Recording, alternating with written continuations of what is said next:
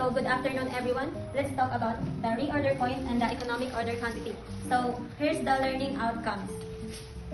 So number 1, compute the appropriate reorder point considering demand during lead time and safety stock. Number 2, analyze inventory management problems and select suitable EOQ and ROP models to improve supply chain efficiency. So lastly, interpret the results of EOQ and ROP calculations to make informed decisions about ordering schedules and stock level.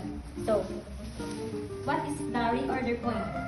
The reorder point is the inventory level at which a new order must be placed or replenish stock before it reaches zero, ensuring continuous operations and preventing stock out. So, the formula of the reorder point is usage times lead time plus safety stock, where how many stocks will use, lead time, how long it will arrive or deliver, safety stock, extra inventory keep to cover unexpected demand or delays.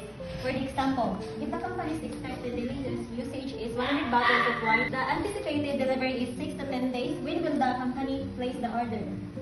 So the formula, ROP equals 100 bottles per day times 6 to 10 days plus 100 bottles per day times 4.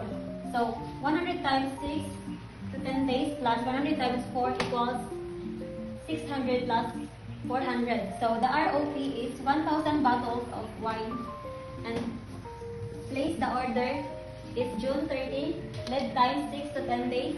Order will arrive June 19, June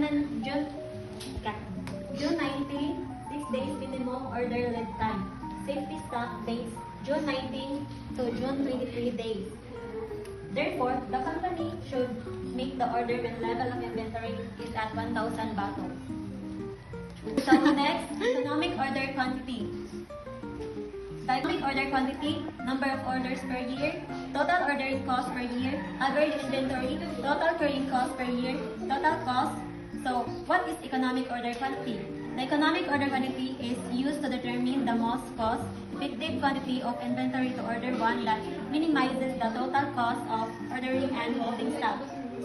Formula, economic order quantity, square root of 2 times O times N divided by C, where O, cost of placing an order, N, number of units required annually, C, annual carrying cost per year unit per inventory.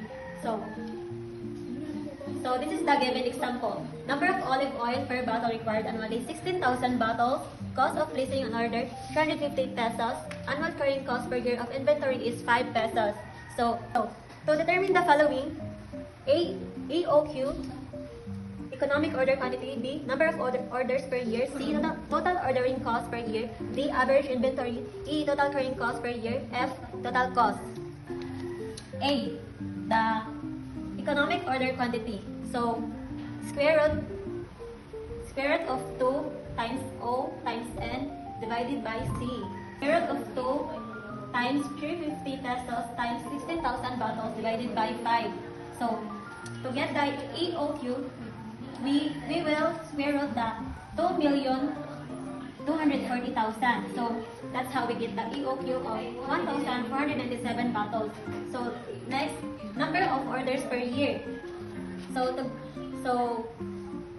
number of orders per year, 16,000 bottles divided by 1,497 bottles.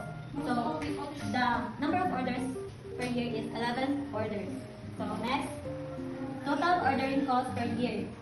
DOC equals number of orders times ordering cost per year. So 11 orders times 350,000 and equals 3,850 pesos. And next, average inventory, 1,497 bottles divided by 2 equals 749 bottles. And next, total carrying cost per year, 749 bottles times 5 pesos equals to 3,745. So next and the last one, total cost, TC equals 3,850 pesos plus 3,745 pesos. So we will get a total of 7,595 pesos. To understand the scenario, EOQ equals 1,497 bottles Number of orders, 16,000 bottles. Since the number of orders is 11, we need to make the order 11 times in a year. Total ordering cost per year is 3,850 pesos. Average inventory is 749 bottles. Total carrying cost per year is 3,745 pesos. Total cost is 7,595 pesos. And that's all. Thank you.